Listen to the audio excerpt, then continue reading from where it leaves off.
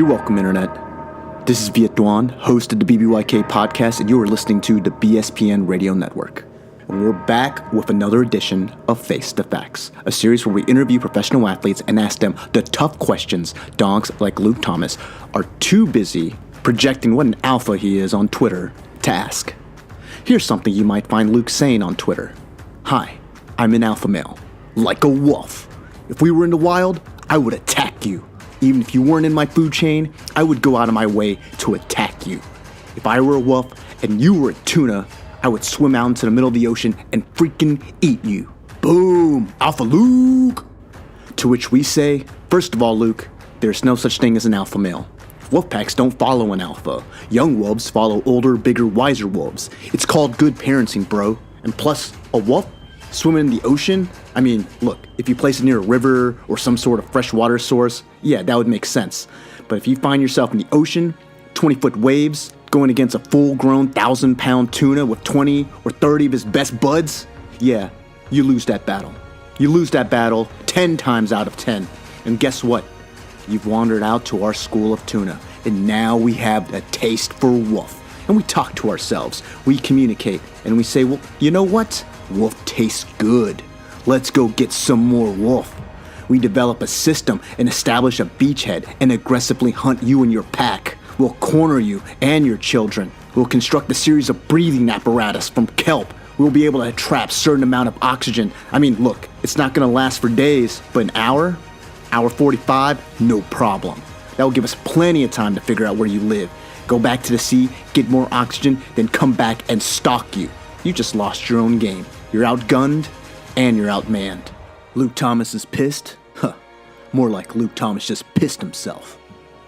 This is Face the Facts, and we promote true investigative podcasting. We ask the hard-hitting questions like, if Bruce Willis dies from a Viagra overdose, will the headlines read, Bruce Willis dies hard? We know our tenaciousness might scare off some people, which is why we respect anyone that comes onto our show to chat with us. Which brings us to this episode's guest, UFC light heavyweight Devin Clark. Coming off of 2 impressive victories in the UFC, he is looking to break into the rankings with a victory at UFC Fight Night 118 in Dansk, Poland. It's always fun chatting with Devin. Please enjoy. Doing? Hey, what's up, man? How are you? Just got done training. Oh, never stops for you, huh? No, all the way up until the last, until we fight, you know. Next week will be a little easier, but. Yeah, so, I mean, when is the last hard day of sparring? Like, when is the cutoff for that when you have a fight coming up like this? That was pretty much last night. Okay. Then today, had some hard conditioning. Then we'll do another conditioning tomorrow. Then we'll have our flight. Okay. So a little bit of a long flight. yeah, all the way to Poland.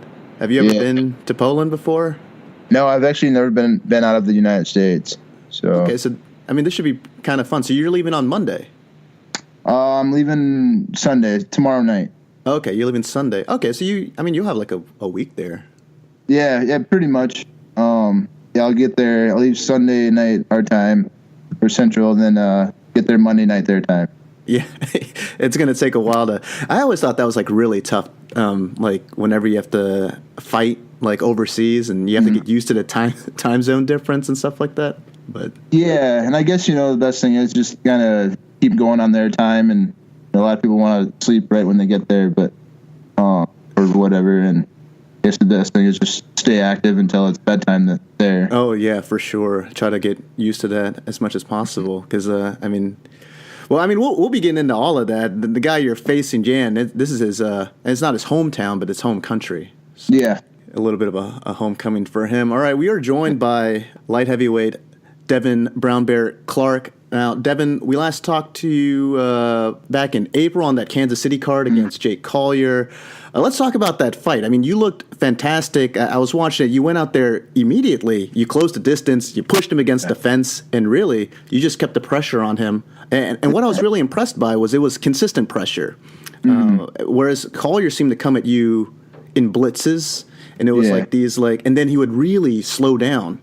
And you were just kind of consistently like in his face, you throw your 1-2 and then just push him up against the cage. And then that third round was just so dominant. I remember you almost felt bad for the guy. I remember at one point you just took him down, just passed the full mount so easily, and he actually got up. I mean, credit to him, he was a gamer. Yeah. Got up and you just ripped him back to the ground. I was like, I'm sorry, son. That's just went back to my wrestling days, and that's kind of how I started my career too, is in the cage doing a lot of wrestling. And coming off that knockout in my first fight in the UFC, I had to kind of switch things up. The Stansbury fight went decent. I was trying to strike a little much, and then for whatever reason, I just went back to my wrestling in the Collier fight. But I think I was able to mix it up a little bit, throw my striking in there, make him think about the striking as well. So I think the combination of that worked well. I think you were at your best when you did mix it up. When you were able to throw in some strikes and make them think about that, because I think that's going to be the name of the game here on out. I think the word is out, my friend. I think people know your grappling is good, so they're going to be prepared for that. So I think when you made them think about it and you added some of that stuff, I mean, was that a point of emphasis to try to mix it up? I mean, once you get in there, I think sometimes maybe the best game plans may go out the window. Kind of instincts take over. Yeah. The less I think in there, the better sometimes. And, the common theme when I'm training with Coach Wink is be unpredictable. And that's what we aim to be. So be able to do our strikes and our takedowns whenever we want to, and not let them know we're doing them. Obviously, I told you, I thought you looked fantastic, but what did you think of your performance when you went back and you looked at the tape with your coaches? I should have finished him. And that seems to be a common theme as well. There's always opportunities there, and I get a little too comfortable and a little, I think that's the wrestling that comes out in me. I'm able to grind them out for the 3 rounds, and that's what I do, and I don't get too excited, even though sometimes I should when I'm able to finish them, because the openings are there quite a bit. And that's one thing we're going to try to change this fight. It does seem like your fighting style, you really can take fighters into deep water. You seem so comfortable, even at the very end of the 3rd round. It looked like if that was a 5-rounder, you would have had no problem. And Collier was definitely looking very gassed towards the end. And I thought you almost had it. Like you started going for a choke there in the 3rd round, and he kind of spun out of it. It was close. I try not to burn myself out on certain things or hang on to things so long as I can keep control. And so that's kind of where I just gave up on that right away instead of trying to finish it. Yeah, no, I think that's smart though. So Collier, he's kind of a bigger 205er. I mean, from the eye test, it looked like he had the size advantage, but not the strength advantage. Is that how you felt in there? Like these guys, they're a little bit bigger, but they're not stronger than you. No, I'm usually able to keep the strength with them. They're able to move me around a little bit, but I play a little give and take there. I'll kind of let them do that, and instead of trying to use all my strength and not let them get me on the cage, I might let them put me up there for a little bit, and then that might be my rest time or whatever. But it goes back and forth. But I'm able to use my strength and overpower them when I need to, use most of the time. I think that'll probably be the same thing with Jon. Yeah, and we're going to be getting to that fight in a bit. We talked about this last time we spoke, and you're kind of built where I think you could comfortably fight at either 185 or 205. Obviously, you feel like you were just stronger, a better fighter at 205. Now, I was told this story, and I want to bring this up to you. But when you were fighting for your title at RFA, Dana White actually came up to you and he said that he thought you were too small for the weight class. Yeah. How did that conversation go? Was he just? I mean, like I know he's very he's an outspoken individual. Was he just like, you're too small, move down, or? No, he pretty much said you're a middleweight in the UFC, and that's kind of how the conversation went. I was like, yeah, I figured you'd say that. At the time, I was walking around about 210 pounds, and pretty much right after that fight, I bumped up. I started, got with a trainer, Ford Strength. It's my trainer here in Sioux Falls. Got with him, Matt Dolan, and I got up to like 220 after that. And then they're like, oh, you got to cut to 85 now. So it was because we weren't really sure if we were actually going to be middleweight or 205 the first meeting with Dana, it was just kind of one of those things that we weren't quite sure of. So we worked on getting strong, and my body just naturally gained weight. So then I had to cut it right away. When you're out of camp now, what do you walk around at? About 230. Okay. I mean, that's pretty legitimate 205. Yeah, I got that dad weight going. So I got my my daughter here. She's 4, so we eat a lot. We eat out a lot and stuff like that. Buffets, pizza buffets, and whatever. But this is also while I'm lifting heavy weights and training a lot. So it's that weight comes on, but I still stay in shape. But it's just I get thicker and strong. And you can correct me if I'm wrong. I remember speaking with you last time. Weight cuts have never been too. I know some guys that's like a huge issue. That's like the toughest thing, and it's never really been a problem for you in your career making weight. No. Even when I cut to 85, we made the weight pretty easy, but my ability after that in the fight it was affected towards the end of that first round. I just kind of gassed out or whatever, but we definitely make the weight, and it's never been an issue. I guess it comes down to it's a little bit of strategy. You could be a little bit bigger at a certain weight class, or you can have a better gas tank at a heavier weight class. So, and I think you look. I mean, you've looked great at 205. So in between that fight and then your upcoming fight, you also were helping your Jackson Week buddy Jon Jones in his title fight against DC. Yeah. How was that process like? It's always a great experience being in Jon's camp. I just learned so much every time I work with him. It's and then just being in a championship camp alone is a great deal of experience, and definitely prepares me for a lot. But it was great being in that camp. I got to pretend to be Cormier a little bit, which is good. He's champion, if you want to call him that now, but. He's champion. That's a mess of a situation, but by default. But he's champion, so he takes some things from that. But our styles just kind of matched up where I can, so I was able to do that. I would imagine going against Jon, and you're talking about going in there. You're probably sparring pretty hard. I don't know if you guys are going at 100, but preparing, you're not taking it easy. So I would assume going against someone like Jon Jones, one of the best fighters we've ever seen, it probably tells you a little bit about yourself too, where you're at in the division. Yeah, being able to hang with him is, it's good. Obviously, we don't go 100%, but no elbows or nothing like that. Yeah. So he doesn't get to use his real strategy, but definitely helps a lot. And it did let me know where I was and where I could be. So definitely a confidence booster, being able to help him out, and he helped me out. Well, I know you Jackson Wink guys will not want to give Cormier too much credit, but he is one of the best wrestlers in the UFC. So if they're picking you to mimic his style, that's as of right now. Okay, yeah. About that.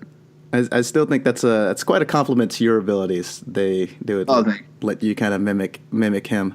The UFC Health Performance Vice President Jeff Nowitzki, he came out. He said some things, and the media kind of ran with it. Made it seem like this was all going to blow over. He actually didn't think he might actually get away with no suspension. And then he kind of clarified that. He was like, no, we're still the teams are working together. But right now it looks like the word is that this was him unknowingly taking something. It's a tainted supplement type situation. Is there any more you can add to that being in the camp, or that's just kind of where you guys are at? I'm sure it'll all work out. All I gotta say is I trained with him, and I know he put in that work. He's not a cheater. So, well, you got a big fight coming up here in a week.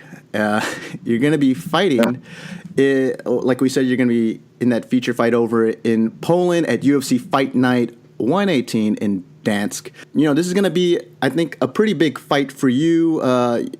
That card has a lot of great fights on it, including your fight with Jan Blachowicz. We break down a lot of fights on this show, and if I were to break down your fight with Yan, I would call this fight kind of a potential coming out party fight. You got a decorated veteran of the sport. He's fought some of the biggest names in the division, and he's going against a guy like you, young, up-and-coming guy. I think this is a potential statement fight for you, a fight that if you go out there, you put on a show, I think this puts you in the rankings. Is that kind of how you're viewing this? Absolutely. I think he's ranked number 15 now, so even with a win over him, I think we get in the rankings. But, I want to do a little more than that. I definitely want to finish him. That's going to give me a lot of leverage because, like you said, he's fought some top contenders, and they haven't been able to finish him. So with a finish, I can definitely let the division know that I'm here and I'm ready to climb the ladder. I've been, up to this point, just been learning. So time to kind of really show what I can do. And he's a very good test of it. He's a really tough opponent. You never know what's going to happen. Especially that first round, he's real strong. So, we're going to do what we do and let the people know. But definitely put on a show either way. Is there anything that you've been training on in particular to prepare for this fight against Yan, just looking at his fighting style? Or is it just, I know you guys kind of have this mindset down in Jackson Wink, kind of not preparing for one guy, just preparing for any guy, just being the best fighter you can be. Was that kind of how it was? Pretty much. The style that I've been, that I've been doing, been working on, being unpredictable, using my speed and power. It works on the whole division. So I usually don't have to change too much. Maybe a few angles here and there. Get his tendencies down. I know where I can be vulnerable with him. So, pretty much just knowing the defense and knowing where I can hurt him. And that's what we were working on. Two fighters on very different career trajectories. I mean, you 8-1, riding a 2-fight win streak in the UFC. He was actually on a tear for a while there, maybe about 3 years back, and then he just hit a bunch of top level guys. So he's 1-4 in his last 5 fights. But I mean, he's losing to guys like Jimmy Manawa, to guys like Alexander Gustafsson. So he's losing to top level guys, and he's been game. So still a very dangerous opponent. So I think, definitely a victory over this guy. And it's a division in flux right now. And not just the Jon Jones thing. We got a bunch of guys like Pedro and Volkan. We got a bunch of new guys, kind of like you, that don't have a lot of UFC experience that are in the rankings. So is this kind of like do you guys kind of talk about this too? Like, man, this is our time. Like we're one of those guys. Yeah, definitely. Because I train with Pedro. He's at Jackson Wink as well. So, and we're in similar situations here. But it's definitely it's changing over a little bit.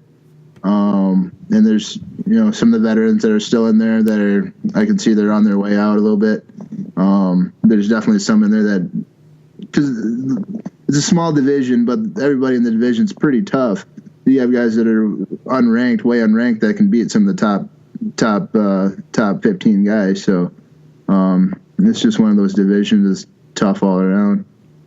I mean, I feel like the 205 and 185 has a lot of stuff going on too down there, especially with George St. Pierre coming back and fighting for the title. But a lot of guys, I guess more I would call them like kind of legacy fighters, the pre-USADA guys, with the money fights, that are still ranked. And I don't know if most fans look at them and they go, that guy isn't really like the top 10 guy in like the division, but you never know because they can still compete. These guys, they're still top level. You got guys like Shogun. They're definitely towards the end of their careers, but they can still compete. They're still really good. So it's like it's a little bit of a toss up, and I guess they're just making the young guys earn it. Yeah, I mean they also still have the name, so they can still people will still tune in to watch a Shogun fight. So absolutely. Yeah.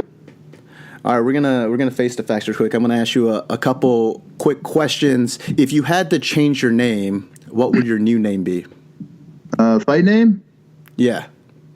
I don't know. the brown bear's really. Brown bear's good. All right. You know, I guess I haven't thought about it. Yeah, I don't know. All right. Okay.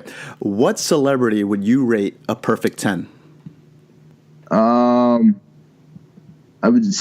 I don't know. That's a male or female. It could be either, but All right. I really like Mark Wahlberg. I think he's great. all right, awesome. Okay, and since your nickname is Brown Bear, would you rather take your chances fighting a brown bear or a jaguar? Jaguar.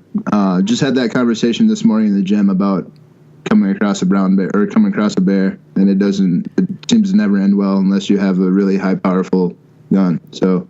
Oh yeah, it's just kind of over if they decide to fight. They're just so big. I mean, a jaguar you can maybe, maybe grab a stick or something, but. I mean, either situation, but yeah, I'd rather go with the jaguar. All right. What is your favorite TV show? I don't watch a whole lot of TV, but in camp I was watching, I watched some series, but Breaking Bad's probably up there. I rewatched that, and it was really good. That's a good one. All right. If you were running at the speed of sound, would you be able to hear the music playing from your earbuds? No. All right. What is the best insult that you have heard in your mixed martial arts career? Towards me or towards somebody else? Right? Just like either in the gym or something someone said to you while you guys were in the cage, or. I don't know. I saw one on Twitter yesterday that was hilarious, but. Okay. About sure, Cormier, go with that one. I think Cormier was talking about Ferguson getting knocked out by McGregor, and then somebody came back with quicker than Cormier getting in line at the buffet or something like that. And I thought it made me laugh out loud pretty hard. So that's the most recent one. All right. What is your favorite fictional character? It could be from a book or a movie or a TV show. Luke Cage. I don't know if you've seen that show or this comic. I think it's in comics too, or I think it's Marvel. Oh, the Defenders, yeah. He's a black superhero. Yeah. He's awesome. Love it. That's great. Bulletproof. Yeah. Do you think that Jewish vampires are afraid of crosses? Yeah, no. They work around it, maybe. All right. Who is your favorite fighter of all time? Just because I've trained with him, I know Jon Jones. Probably. Yeah, they got a little insight there, but still the pound for pound best. Yeah, man. I haven't seen it. Yeah, just knowing him and know what he's capable of and his fight IQ and everything, it's pretty impressive. So. Yeah. What about no love for Demetrius Mighty Mouse Johnson? He looked pretty impressive. That's good too, but it's with the weight classes, I think it's a little different. For sure, I think that's the toughest thing. The level of entertainment that's there too. But no, I mean his last fight though, he really showed Demetrius. He really showed that he is just he's up there too. It's those two. They're just on their own. Yeah, it's something you can't really teach. It's just they have it. So yeah, 1A, 1B for sure. For me, I think it's just a lack of quality fights that you could put him in unless you have one of those 135 guys cut down or he moves up. Because he may be the best fighter, but we can't put great fighters against him to really test him. He just kind of steamrolls through everybody in his division. Yeah, he's able to adjust so fast that he's that just separates him. But yeah, I would like to see him fight in the heavier weight class and see him be outsized and see how he does, because I know how John would do in that situation. I've seen him fight heavyweights and shit's crazy, but so yeah, it'd be interesting. Oh man, it kind of broke my heart because I heard like there was this rumor before the stuff, huh? The Brock Lesnar. Yeah. Yeah. That would have been I don't know how great of a fight that would have been. I think Jon could have just like really kicked his butt like very quickly, but the hype going up to it would have been palpable. But just the matchup though, that's like fighting a bear, you know. It's like Jon's not that big, and you got a Brock Lesnar in there.